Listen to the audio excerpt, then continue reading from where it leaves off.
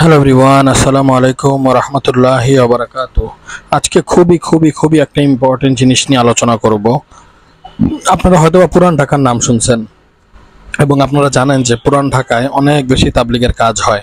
ঠিক তেমনই পুরান ঢাকায় ভিক্টোরিয়া পার্কে যেমন আমাদের সাবেক মুরব্বী মুফতি আমানুল হক সাহেব আছেন, যিনি আল্লাহওয়ালা মানুষ, আমরা মানি জানি। একসময় আমরা ওনার কাছে মাশারাও করতাম। দেন আবার ওখানে মুফতি আক্তার সাহেবও আছেন, যিনি কিনা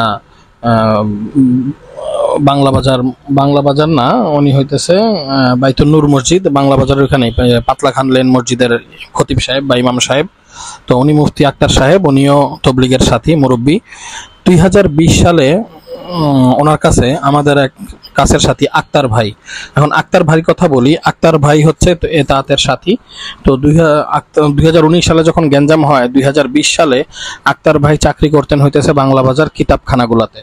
তো আক্তার ভাইয়ের চাকরি নষ্ট করে দেয় গায়ের এতাহাতের কিছু মুরব্বী সাথী মিলে। আক্তার ভাইয়ের রিজিকে হামলা দেয়, তার চাকরি নষ্ট করে, তাকে মারার অনেক হুমকি দেয়।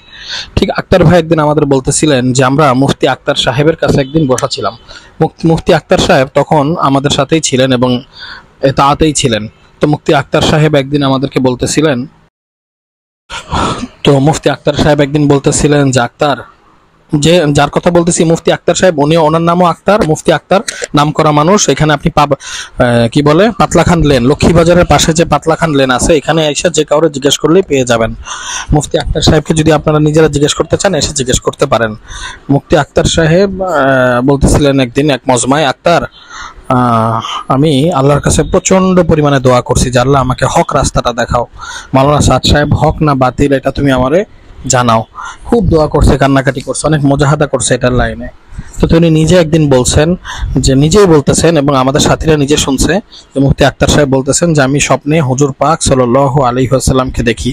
হুজুর পাক সাল্লাল্লাহু আলাইহি ওয়াসাল্লাম আমাকে নিজে বলেছেন যে সাদ সহি, সাদ হক।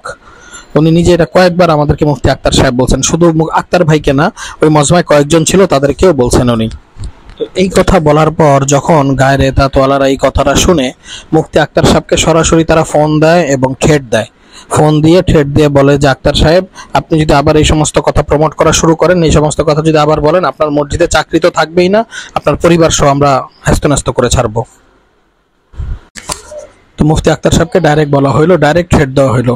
মুফতি আক্তার সাহেব ভয়ে টেনশনে তিনি সাথে এই সমস্ত কথা বলা বন্ধ করে দিলেন এবং উনি আসলে মানুষের রিজিকের ব্যাপার স্যাপার, ওনার পরিবারকেও হ্যাস্ত করার চেষ্টা করা হয়েছে এবং ওনাকেও ডাইরেক্ট বলে দিয়েছে আপনার চাকরি থাকবে না, শেষ কথা। যেহেতু গায়ের এতাহাত বা আহলে শুরাওয়ালারা যেহেতু ওই দলের এবং তারা খুব ক্ষমতা নিয়ে বসে থাকে, তারা আমাদের অনেক সাথীর চাকরি নষ্ট করছে। যেমন আমাদের শ্রদ্ধেয় পুরান ঢাকার জলপুরের জাকির ভাই, সর্দার জাকির ভাই চাকরিও তারা নষ্ট করছে, রিজিকে হামলা দিছে।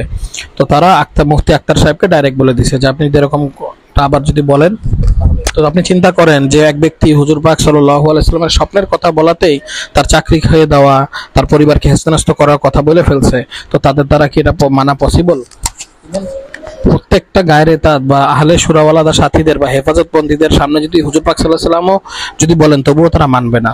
কারণ কি? তাদের ইগো, এই জিনিসটাই সবচেয়ে বড় জিনিস, যে তারা মানবে না, তারা মানার চেষ্টাও করবে না। ঠিক এভাবেই এতাহাতের সাথীদেরকে কষ্ট দেওয়া হচ্ছে।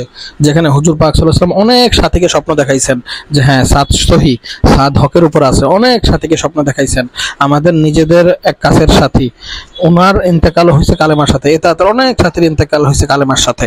তো এটা কি আপনারা এটা এখনো যদি বিশ্বাস না করেন, কোনো ব্যক্তি হুজুর পাক সাল্লাল্লাহু আলাইহি ওয়াসাল্লাম কিনে মিথ্যা কথা বলবে না। আপনার যদি বিশ্বাস না হয়, আপনি নিজে নামাজ পড়েন, আপনি নিজে নামাজ পড়ে আল্লাহর কাছে দোয়া করেন যে আল্লাহ, মাওলানা সাদ সাহেব কি সহি না বাতিল আমাকে দেখায় দাও। আল্লাহ তাআলা আপনাকে স্বপ্নে বোঝাই দিবে ইনশাআল্লাহ। হইতে পারে ভালো এমন একটা স্বপ্ন দিয়ে বোঝাই দিল যে আপনি ইতমিনান হয়ে যাবেন।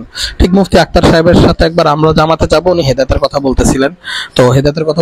তো আমরা বসা 7-8 জন আমার নিজের সামনে থাকা, তো বসা, তখন মুফতি আক্তার সাহেব বলতেছিলেন যে ভাই, আমি একটা জিনিস আশঙ্কা করতেছি যে হযরতজি, উনি ডাইরেক্ট বলতেছেন হযরতজি মাওলানা সাদ সাহেব হয়তো বেশি দিন বাঁচবে না।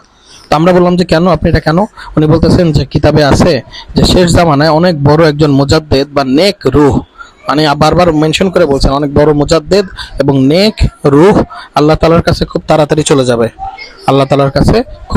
চলে যাবে এবং তার বয়স খুব একটা হবে না, 55 থেকে 60-এর গণ্ডির মধ্যেই থাকবে। তো আমি বলছিলাম যেটা কি মাওলানা সাদ সাহেবের কথা বলতেছেন, কয় হ্যাঁ আমি হজ্জের ব্যাপারেই বলতেছি। হইতে পারে। তো এটা নিজেও বলছেন। তো এই ব্যক্তি কিভাবে চেঞ্জ হয়ে যায়? তো এই ব্যক্তি চেঞ্জ হওয়ার কারণ ছিল হচ্ছে ওনাকে ভয় দেখানো হয়েছে, এবং পরবর্তীতে আমরা যখন ওনার সাথে কথা বলতে, উনি কথা বলতে আমাদের কাছে ভয় পায় যে আমাদের সাথে কথা বললে ওনার চাকরি চলে যাবে। সো এই জিনিসগুলো ভাই আমরা যে চাই যে আল্লাহ তাআলা আমাদের সামনে সহি রাস্তা খুলে দেখ, আমাদের উচিত আল্লাহর কাছে প্রত্যেকদিন রাত্রে 2 রাকাত নামাজ পড়ে চাওয়া। আল্লাহ ইনশাআল্লাহ রাস্তা খুলে দিবে এবং সহি রাস্তা আমাদের দেখায় দিবে। আল্লাহ তাআলা আমাদেরকে আমল করার তৌফিক দান করুক।